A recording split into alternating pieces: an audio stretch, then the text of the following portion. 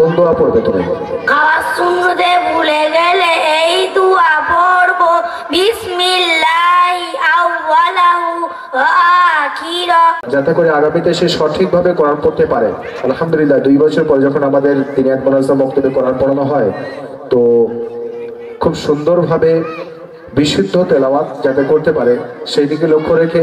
আচ্ছা বাবু, তুমি বলো লিনের হরফ কয়টি? তিনটি। বিসমিল্লাহির রহমানির রহিম। আচ্ছা বাবু, তোমাদেরকে প্রশ্ন করা হবে, তো সেই প্রশ্নের উত্তর তোমরা দিতে পারছো কিনা তোমাদের দিকে তাকিয়ে আছে পরিপূর্ণ দর্শক।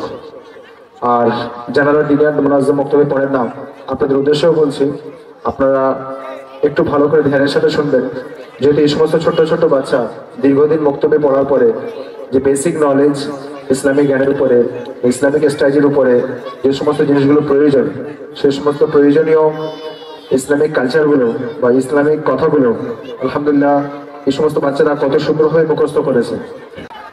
তো আপনারা ধ্যানের সাথে শুনবেন, এর থেকে অনেক কিছু শেখার আছে, অনেক কিছু বোঝার আছে, জানারও আছে।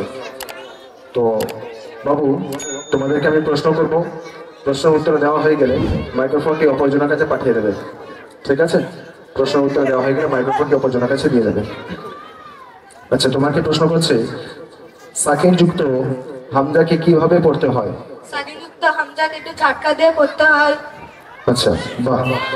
অনেকে সাকিন যুক্ত হামজাকে আবার অনেক সময় টান দিয়ে দেয়, তো এটা টান হবে না, একটু ঝাটকা দিয়ে পড়তে হবে। খুব সুন্দর তো, মাশাআল্লাহ, সঠিক। এরপরে জনকে দিয়ে দাও।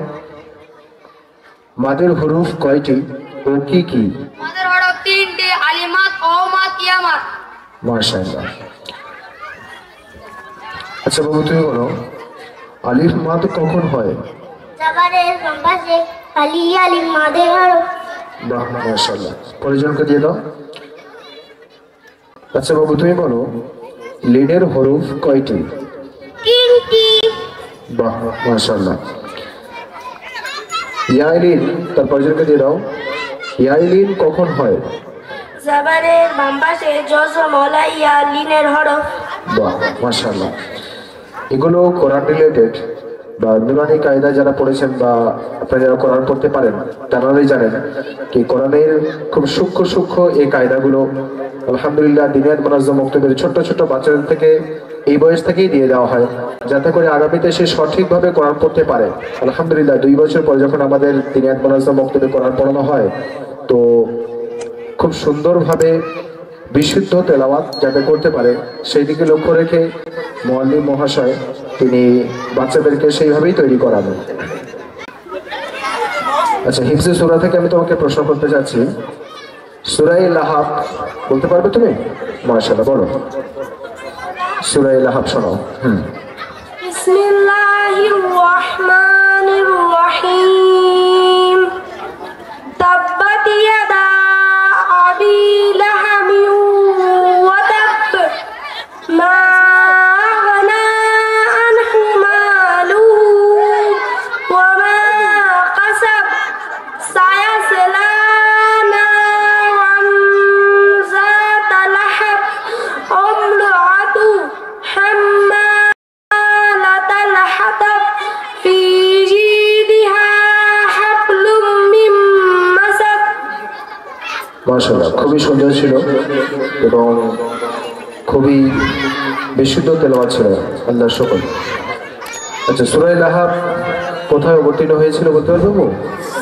বলো। সূরা লাহাব মক্কায় অবতীর্ণ হয়েছে। বাহ। আচ্ছা, তুমি বলি বাবু এই সূরা লাহাবে কতগুলি আয়াত রয়েছে? 5টি। মাশাআল্লাহ, খুবই সুন্দর। আচ্ছা, তোমাকে দোয়া সুন্নাত থেকে আমি প্রশ্ন করতে চাচ্ছি বাবু, খাবার শুরুতে ভুলে গেলে কোন দোয়া পড়বে তুমি? খাওয়ার শুনতে ভুলে গেলে এই দোয়া পড়বো, বিসমিল্লাহি আউয়ালাহু ওয়া আখিরা। মাশাআল্লাহ, খুবই সুন্দর।